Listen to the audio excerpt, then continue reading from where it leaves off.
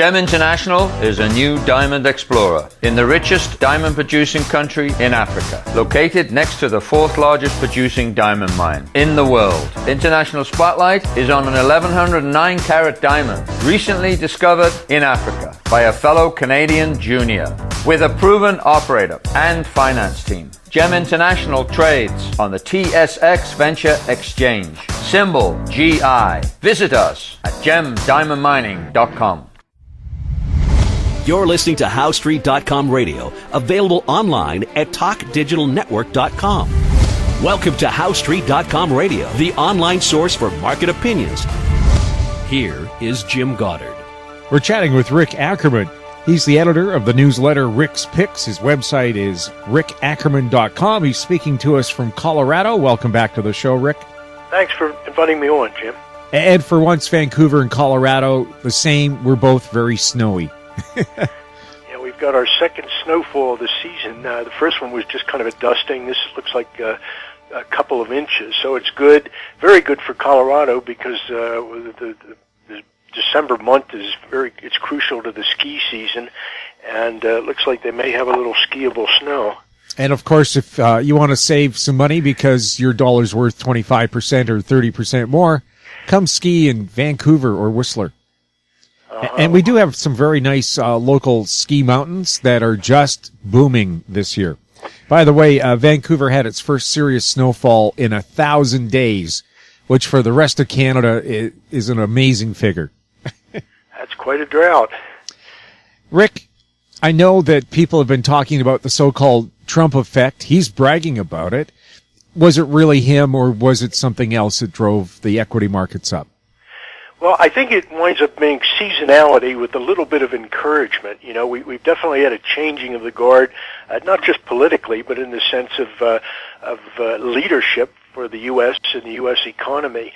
And there, I don't know how the market could have gotten it so wrong on election night. You may recall that when the early returns were in and it looked like Trump was at least not going to get drubbed, the market took the equivalent of a 1,000-point header basis the index futures.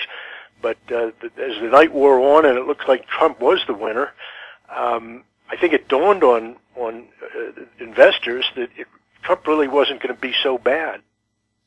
He is all of the criticism that has been thrown at him, I think, is off target.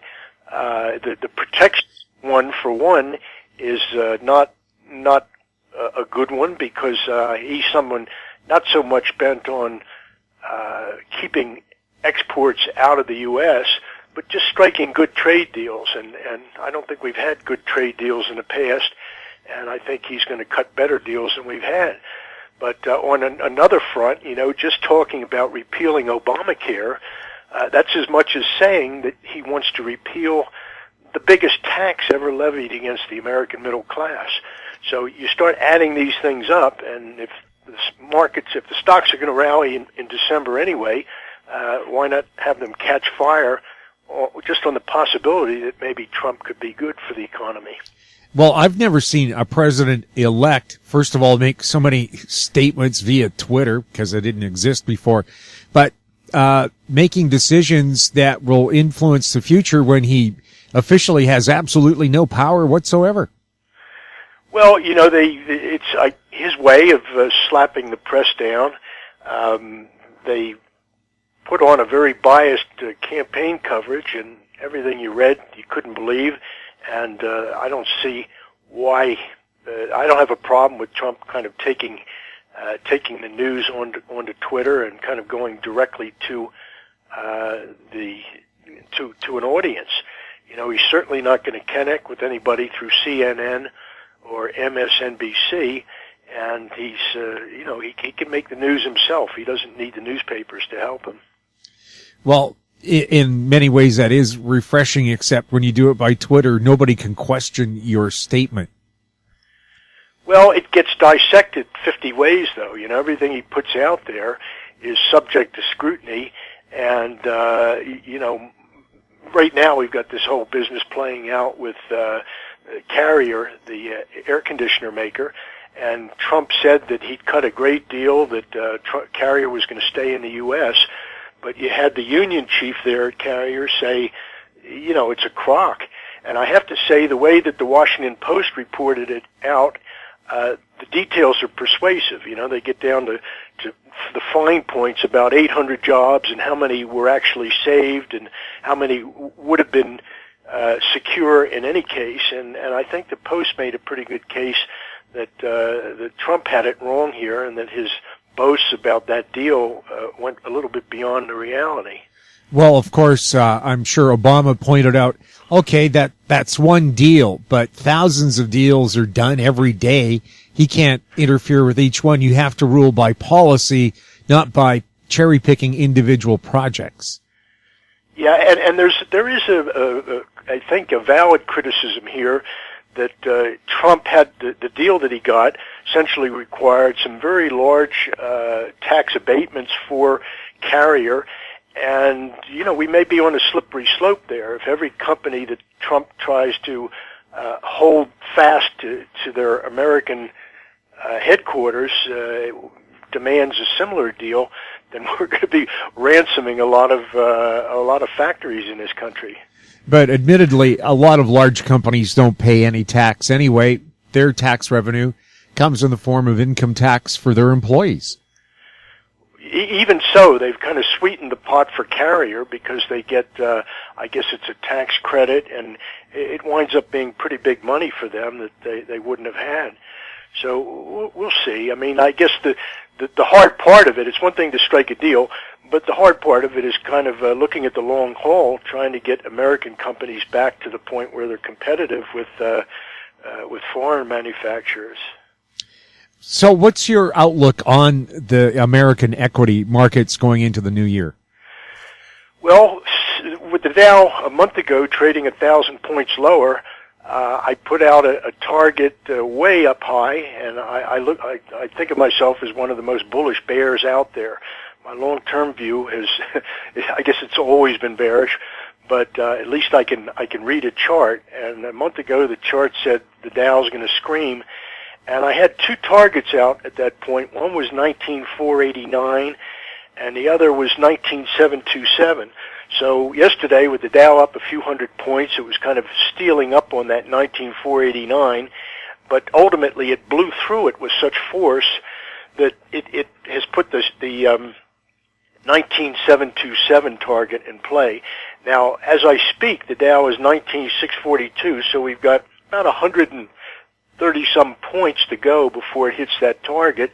I don't think it's going to get past it. In fact, the long positions that I've had and my subscribers have taken by way of the diamonds, we'll be out of them within the next 100 or so points, and I'm going to reverse the position and go short. So we're within pitching wedge distance here of some major resistance, but the exact number is 19,727. And with respect to the E-mini S&Ps, I've had this doesn't correspond exactly, but I'm looking for 2250 is a big number. We've been within 1.5 points of that today. So as manic as the rally seems, it may be about to hit some solid resistance. Do you think we're going to have a 20% correction like we had last January, February? Well, I think it would certainly be well-deserved, with all the seasonality, the Santa rally, the Trump rally, call it whatever you want. It is with the backdrop of declining S&P corporate earnings for the last 5 quarters, I believe it is.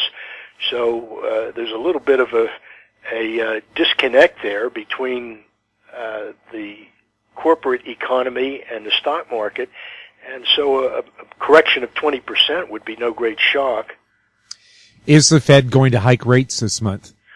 So I'm on record. It's the same thing we've talked about before. I think a rate hike is about as likely as a Martian invasion.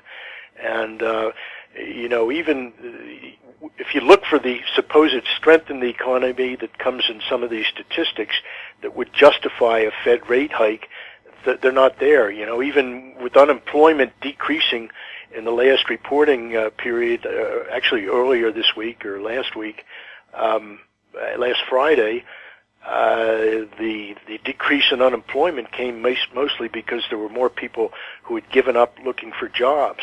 and we still have a relatively low number of workers, eligible workers in the workforce right now.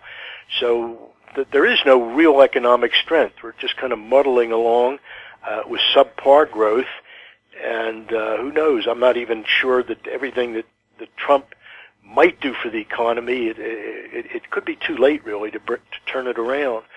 So I'm not a big believer in Dow 20,000, or at least Dow above those levels. But again, I'll just keep focused on the charts, and if they tell me I'm wrong, I'll take it to heart.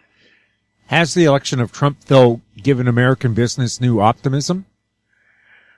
To be just a little cynical about the political process, American businesses, especially businesses with 30 or fewer employees, must be smacking their lips now at the prospect of Obamacare getting dumped.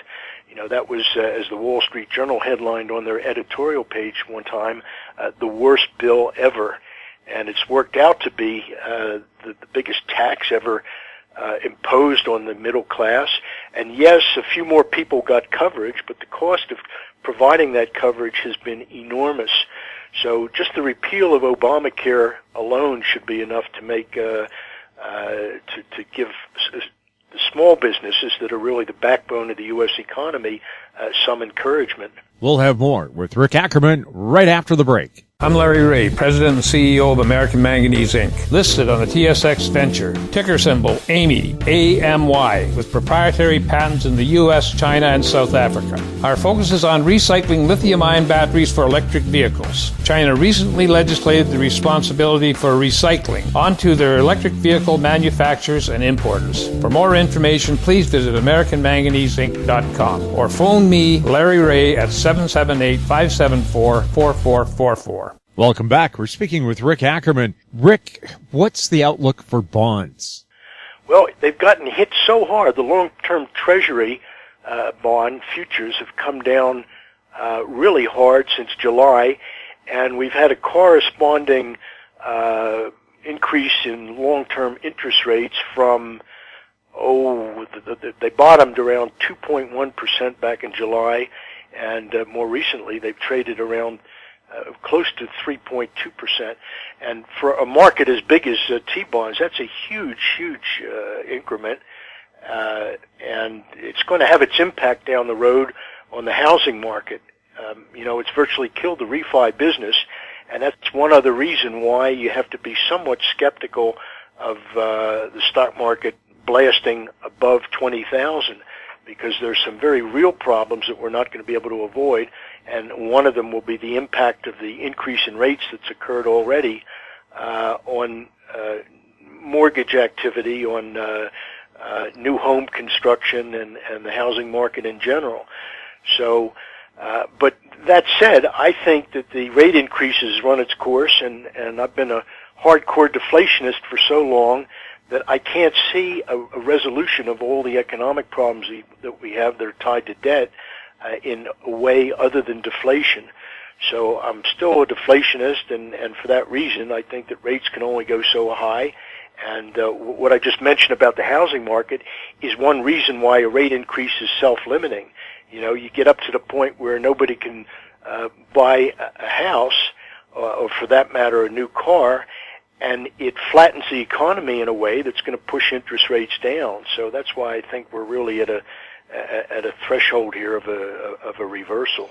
And also relying on automobiles to power your economy. I think over the last 5 years, everybody who wanted to buy a new car got one. Yeah, that's going to play hell with the market down the road for sure. And a lot of those cars, I don't remember the exact figure, but a lot of those new cars get sold on leases, which are essentially a good way to sell cars to buyers who can't really afford them. They can't put a down payment on a car, 50% down or whatever. So leases wind up being a little bit like cheap mortgages. It allows everybody to buy just a little bit more car than they can afford, just as so many of us own a little more house than we can afford. And of course, a lot of those cars were sold with 7 or 8 year loans. By the time you have the loan paid off, that car is nowhere worth near that. And I can see people just walking away from the car, just leaving it sitting on the street and not paying for it. Well, it's funny you should say that. I drive a 15-year Lexus. I tend to, buy a car and run it till it dies. So at this point, it's got no resale value, but it certainly still runs, and I'm going to keep mine. But if everybody in the U.S. took that attitude, boy, we'd have one dead car market. Well, I had a friend ask me, when did you buy the new car, pointing at my 1995 Ford Escort. And I said, I don't know, over 20 years ago. I just keep it clean and maintained. Me too. But ultimately, little things start going wrong, and even I'm starting to think about a new car. I just put $400 into door lock actuators, and I've got a little bit of an oil leak, and with a couple drops coming each day, you hesitate to put a $2,000 fix on it. So I may get forced into buying a new car eventually. Yes, the dash backlights behind the speedometer and so on, they're all slowly burning out. Maybe. It's nice to have a new set of wheels, but if everybody like you and I kept the car for 15 or 20 years, boy, this economy would be in some kind of funk. We'd be like Cuba. Yeah. And do you think the U.S. should continue to have more of an open door with Cuba? It's still a little hard for Americans to get there. Canadians have enjoyed Cuban vacations, by the way, I think about 3 days after the revolution. Well, I think Cuba should have to earn its way back. I don't have a problem doing business with them, but it's kind of it's a paradox, really, when you got people down there enjoying the fun and sun of Havana when there are people rotting in Cuban prisons. The whole Cuban story is such a fraud, and I'm glad that Trump was pretty blunt about Castro being a murderous dictator. So, it's hard to say what Cuba will be in the waning years of Raul's dictatorship. But I think that we need better behavior in our trading partners. Yes, somebody jokingly said China insists, because Canada's always bugging them about human rights, that Canada ease up on its human rights. Let's make things equal. Well, you've had Canada, of course, has been a little looser with the trade policy, and Canada's become the go-to place for Cuban cigars. Yes, there's several places around the tourist docks in Vancouver where you can get fine Havana cigars, and half of them are actually from Cuba. A lot of stuff. They're Jamaican cigars. They just say from the Caribbean, and people assume they're Cuban. Well, the rest, there are a lot of the cigar trade has kind of branched out into the Caribbean, and some people swear that you can get a Dominican cigar that's every bit as good as a Cuban, but of course the real aficionados still think it's worth paying $40 for a good cigar. Sure. Actually from Cuba. Yeah, $40 lip cancer. But a great smoke is who was it? A cigar is only a cigar. A woman is only a woman, but a good cigar is a smoke. Winston Churchill. Yes, but I think Castro said sometimes a cigar is just a cigar. No, that was Sigmund Freud, where everything was supposed to be penis envy or something. But he said sometimes a cigar is just a cigar. And he was a huge cigar smoker, and he did have jaw cancer. Well, his wife used to clean his prothesis every day, take all the gunk out. Good Lord. Yeah, there's a dedicated wife. The European Common Market says, or the European Central Bank says it plans to ease its quantitative easing, but they won't say by how much. Is that going to have much of a long-term impact, or has it had much of a good impact anyway? You got to laugh or maybe cry. It's so pathetic when Euro Central Bank says, we're going to stimulate more. They basically stimulated as much as they could, and of course the reason they don't try to quantify it is because that would make it look even sillier. There's no sort of taking actual numbers and saying, hey, this is going to work, or it's already worked. Europe is in deflationary muck up to its ears, and the less they talk about the stimulus plans, probably the more credible they'll be, even though the credibility of European stimulus is about zero. I know they also talk about these plans for massive infrastructure improvements in Canada and the U.S. Studies show that government spending is one of probably the least efficient ways to get an economy going. Perhaps tax cuts would work better.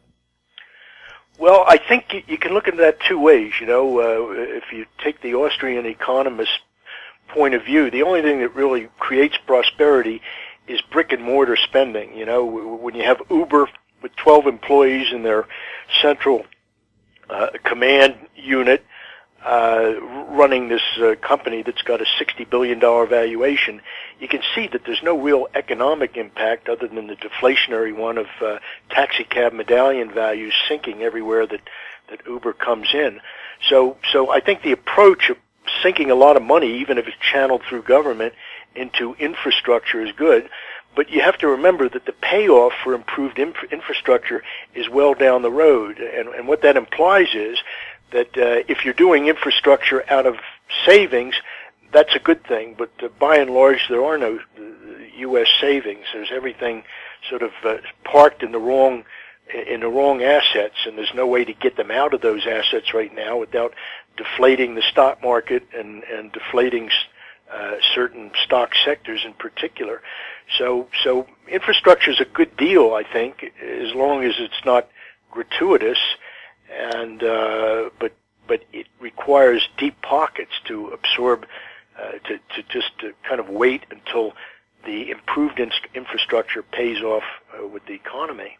Yes, when you talk about gratuitous infrastructure, Regina, back in the dirty 30s, built a 1,000-foot bridge over a 12-foot creek.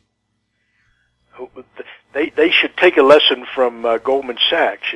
Goldman Sachs is the best builder of gratuitous roads in the country right now.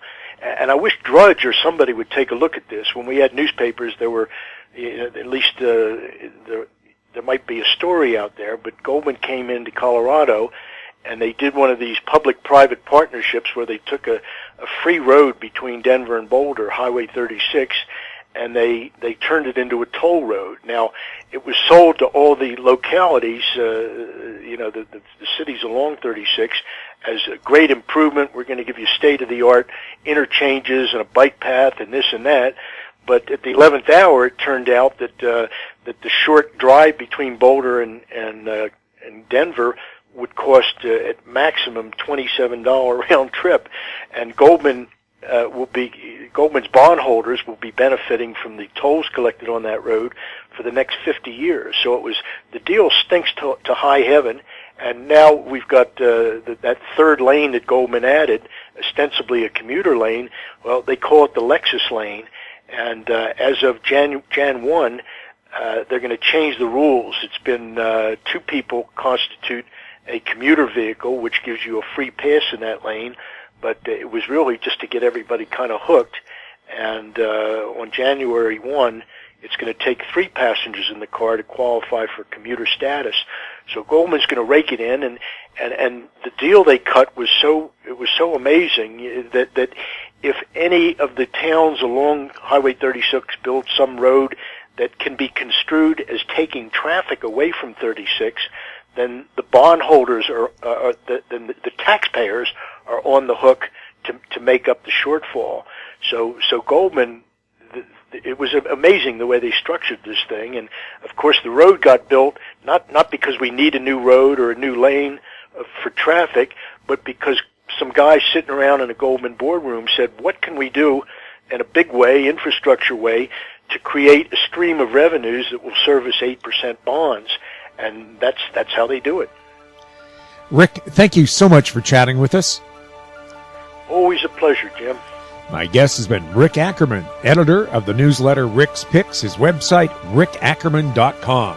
If you have any questions for us, you can email us at info@howstreet.com. I'm Jim Goddard. Thanks for listening.